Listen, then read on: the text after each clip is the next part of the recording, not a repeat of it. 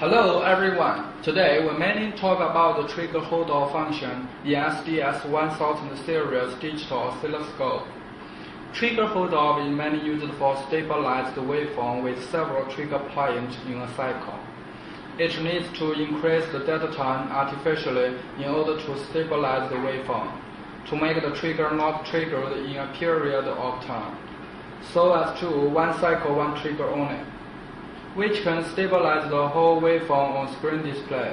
Here we take SDS1204 CFL for example. Input the square wave burst to channel 1 of the SDS1204 CFL by SDJ1050. Set the square frequency to 1 kHz.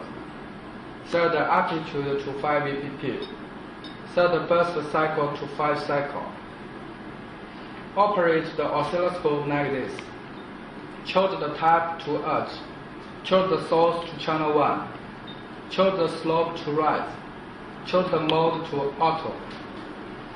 We can see the waveform comes stably displayed on the screen because there are several trigger points in a period.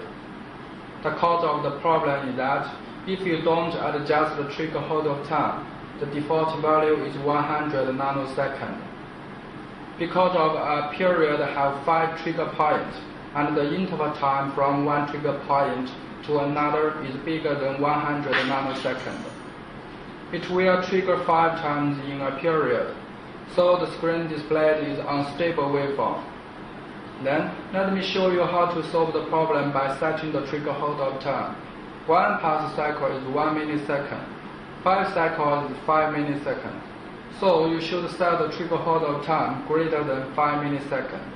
Press Setup and press Hold Off. Adjust the hold-off time to greater than 5 milliseconds by the universal clock. Then, the waveform displayed on the screen stably.